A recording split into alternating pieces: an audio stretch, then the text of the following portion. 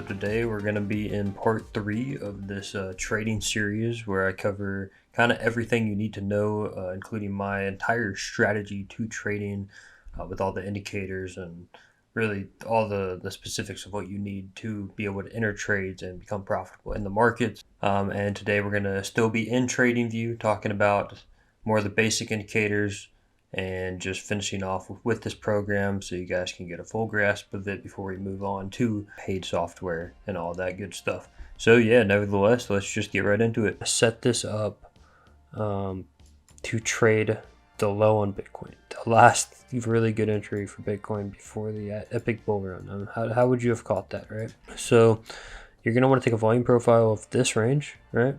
So if I were to take my fixed range volume profile and take it from this first low, right? So just the daily close after the sweep, because obviously this is going to kind of mess with your volume. And then you want to take it, so we're going to pretend that this red candle isn't there yet, right? Take it to the end of that range, right? So you're going to get some volume, okay, for this range. We're not really going to use that too much, but just so we can set up how I actually had it. And then what you're going to do is take this range. So we'll start it here and we'll go, this can be kind of questionable on where you want to actually put it. I like going from kind of highs to lows, right? So I would go like here maybe, and what I would do is just put in these dashed lines. So if we went ahead and we put in some dashed lines, that would give us our volume right there. And what I would do is kind of play around with this, just check, see if it does change it by moving it, and you can see it really didn't change much there. What we could do is maybe bring this to this low, just see if anything's much different here. And as you can see, we have an extra confluence. So this might actually be a good level as well to definitely have marked, because we can see and it actually worked for both of them. When I had it pulled back here, right, we got this value area low. What did that end up being? That actually ended up being your value area high of this range. What did that other value area low become? It became your point of control of this range, or your value area of that range. So you can see these previous volume levels really work.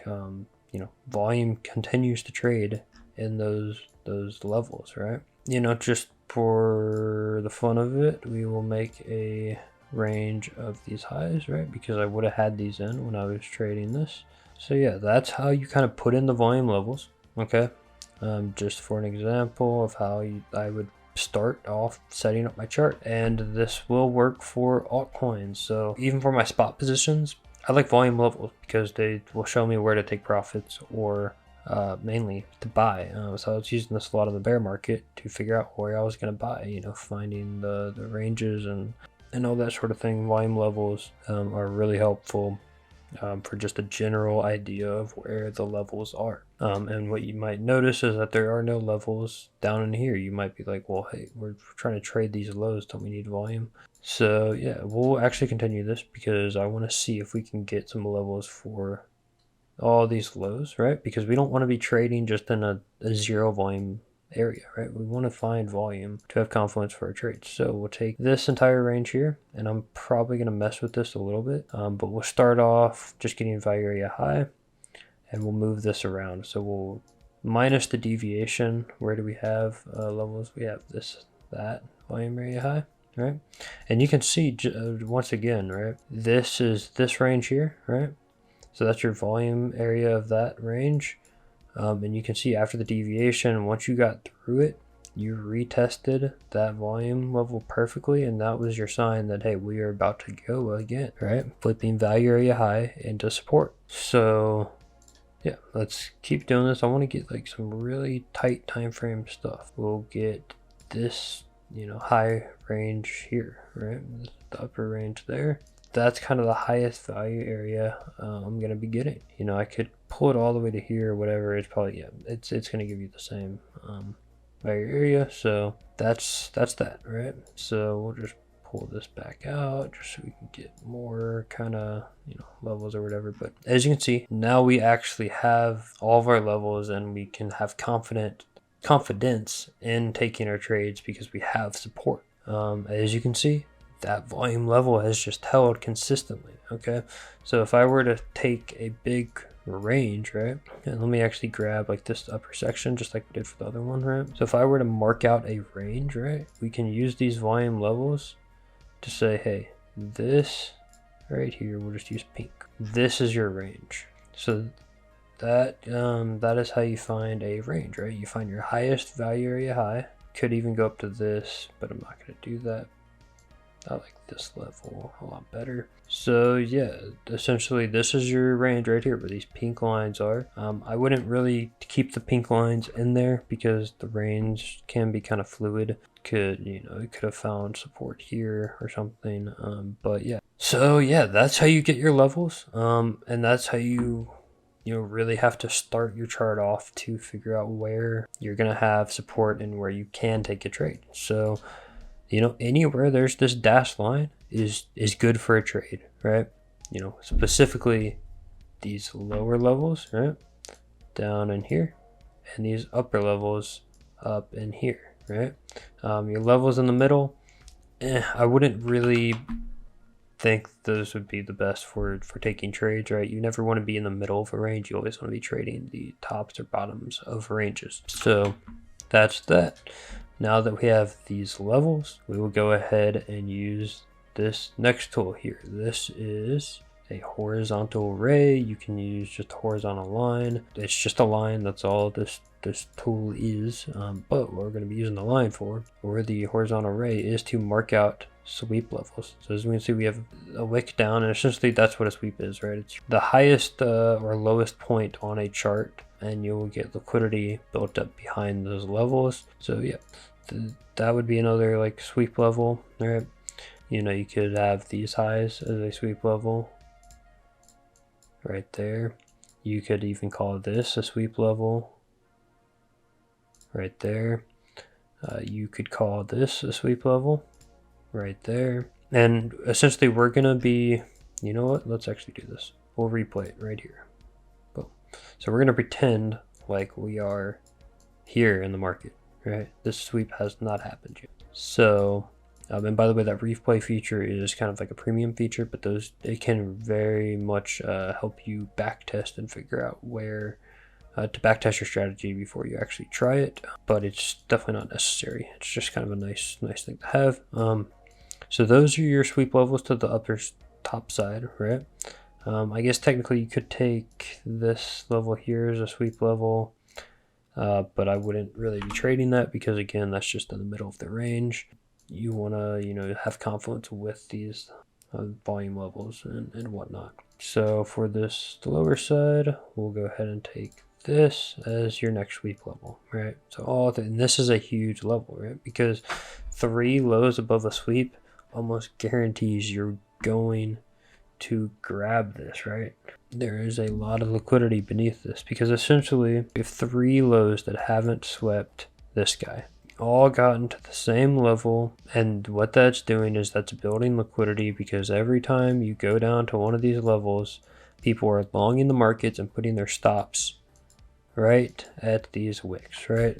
When you long, you want to put your stop at the end of the wick, and that's how you can risk manage. But that also means there's a lot of liquidity to grab, especially at this price where you have volume levels, something you're going to be looking to wait on, right? You don't want to be in any of these positions, right? You don't want to long any of this stuff. So yeah, that's how you can identify the sweep levels, right? It's just find the wicks and then put a line there, and then you're going to wait for it to sweep. And what is the sweep? Well, it's essentially getting beneath it and then wicking back over it on a 5-minute, 15-minute, 30-minute, 1 hour, 4 hour, or even daily close. Potentially even a weekly close, but I would consider a weekly close more of a deviation than an actual sweep. So let's jump down into the hourly. Now that we have all of our levels and we know what we're looking for, right? If I were to draw boxes like I like to do, what I would have done is I would draw a green box from that sweep level all the way down to this last volume level, and I'd make this green and say, hey, if price gets into these levels and sweeps, that is a potential long for me. So let's play it out and let's see what happens here. So as we can see, this volume level right here is playing out. It's showing that this is, still, it's just kind of proves my point that these volume levels do actually act as support, and you can see that you bounced off it. But are you going to trade this? No, obviously not, because this right here is your sweep level. You're not touching this until it gets into the green box, right? So let's keep playing it.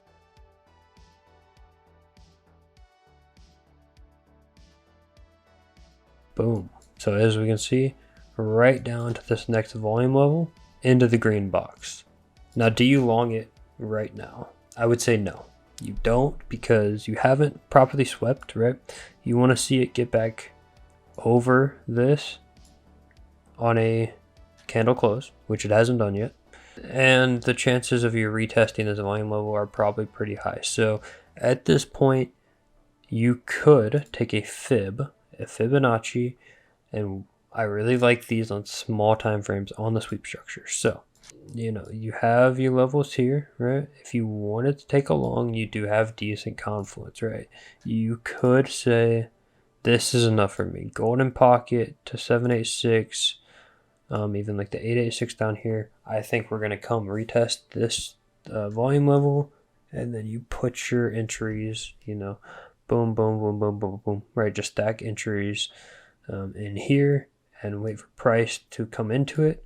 Where does your stop go? Well, your stop goes at this 0 line, right? 24,925 or like 24,920, right? You always want to put your stop kind of right at the end, right before it, or right after it, or kind of a mix, right? So let me draw this in. So where do you put your stop when you enter a position? You'd put it, here, here, and here, right? So maybe 3 stops scattered, or you could just average it to like here, right? So that's usually where I'll put my stop, is like right below the wick. I find that works pretty well. If you wanted to enter a position, boom, there you go.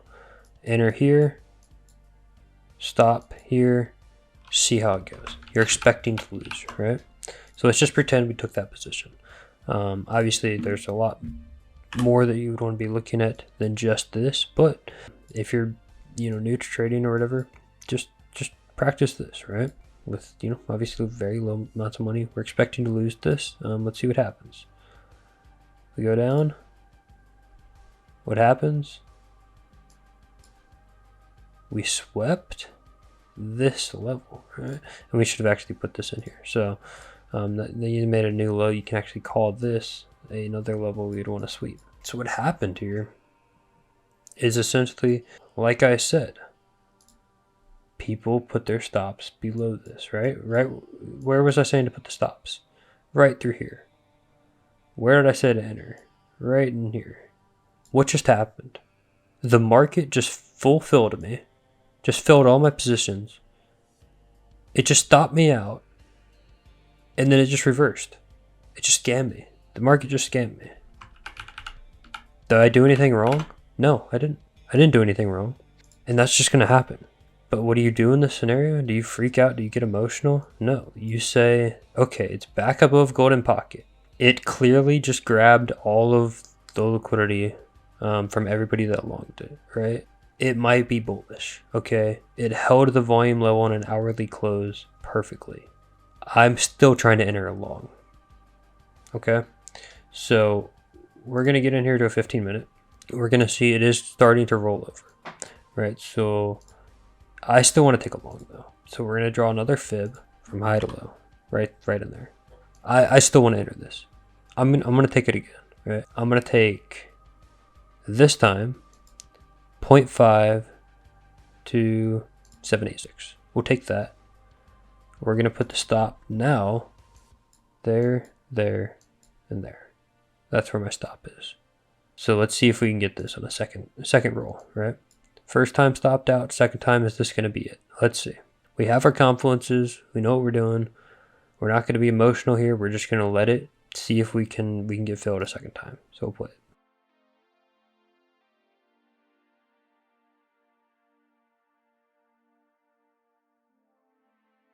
Unfortunately, we did not get filled. And this is what I was talking about earlier. This is exactly what I did. Actually, I entered, full stopped out, went for a re-entry. It left me. It completely left me. So if you were extremely bullish at this point, which I was, and I should have been more aggressive. Bitcoin's at 25,000. Based on fractals, I know this is probably going to be the low for Bitcoin. I want to get in this thing no matter the cost because the reward is insane compared to the risk. What am I going to do? Well, when you made the second high, you would have moved your fib up and then you would have taken your 382. So you would have said, screw it, I'm entering here. So now your entries are, well, we'll just say here, here, here, here, here. So now your entries are much more spread out, but at least at the minimum you're getting filled here. And if you want it to be super aggressive, with good risk to reward, you could put a full stack of entries here, here, stop loss here. So enter here, stop here. This is extremely risky to do because price action likes to, stop people out putting their stops back here. But what you could have done is something like this. You could have done a low leverage, right? Stacked your positions up there, and then just kept stacking at low leverage. Stop here. It's high risk, but if you want to be aggressive and you're very confident in what you're doing, you can do that. You just have to be ready to lose everything you put in. But as you can see, that's how you trade a sweep structure. You swept this, okay? So you swept this level, you didn't reclaim it. So it was a very high likelihood you were actually gonna, go back down and test volume to confirm support on volume. And what you ended up doing is sweeping this, which is even more confident because now you have a proper sweep structure. You got a 15-minute close above it. You had an hourly close above the sweep level, hourly close above the volume level. It looked perfect for a long. You just had to be extremely aggressive. You would have had to enter on the 382 right here. That would have been your entry, stops down here, and you're off. I mean, that was it. If you got in that, you were set for the bull run. All right, so re-recording this because I just missed the one major confluence that would have been a key to let you know you really needed to enter this position, and what could have made you want to put your orders at that 382 and actually get filled and be aggressive is that you had a pretty clear bullish divergence on the 1 hour time frame, right? Price going down, relative strength going up, and then you have your wave here is also coming up as well on the market cipher. That's kind of a special scenario to be extremely aggressive if you know that you're at a insane risk to reward area in the market. You can be aggressive like that. Normally, I think the way that I took that, trading the 0.5 down to the 886 or the 786 or the 618 to the 786. Just trying to get those better prices are the safer way to do it because obviously your stop is going to be closer to your entry. And that's the goal, is having your stop as close as possible to the entry. And just to show you how we can use like 50x leverage on this, if we drew my fib here, if we're entering, let's just say 618, right? Let me pull the measuring tool, right? So we enter there, stop is there, right? What is that? That's 0.5%. So we could take a 100x leverage position on that with our stop 0.5% down. So essentially the stop is going to be 50% of the position. So how would I do that? Let's say I want to risk $50, right? That's my max risk for the trade. You take $100 on 100x leverage with a 50% stop loss. You're risking $50 with a $10,000 position size. So it's a very good risk to reward. You're able to put in a lot of money while still risking a very small amount, and your emotions cannot get the best of you, right? If you were to take out your stop loss because you panicked, right? If it went down and you said, no, I'm super confident, I'm going to take out my stop because I'm stupid. If it were to keep crashing, you would get stopped out, around like 90% or whatever, and you would lose $100, but you wouldn't lose any more, right? You are capping your risk. No matter how emotional you get, the only way to lose more money is if you were to put a different position on lower leverage. That's what's very nice about high leverage, is that even if you move your stop and you get emotional, you will get liquidated before you completely destroy your account. And that's why you put small money on high leverage and you just kiss that money away to learn, right? Because it's all about learning. You just want to throw money in that you're willing to lose to learn. And eventually you should be able to make it back, and nothing should be too hard for you to handle. You should always be just having fun and learning the markets, and be having fun losing the money because you're learning, right? The best way to learn trading is to lose money. When you're making money, it's great, but you're not really learning. So just keep that in mind. That's your sweep structure. That's how I trade. This is just scratching the surface, by the way. This is just trading view. In the next video, I'm going to go over much more advanced stuff, the stuff that people try to charge you for on their $300 to $700 paid courses. I'm going to lay it all out for you guys for free. Let me know if you have any questions. Let me know if this didn't explain it very well. If you're confused right now, you have no idea what's going on, let me know and I'll try to address it further or whatever. But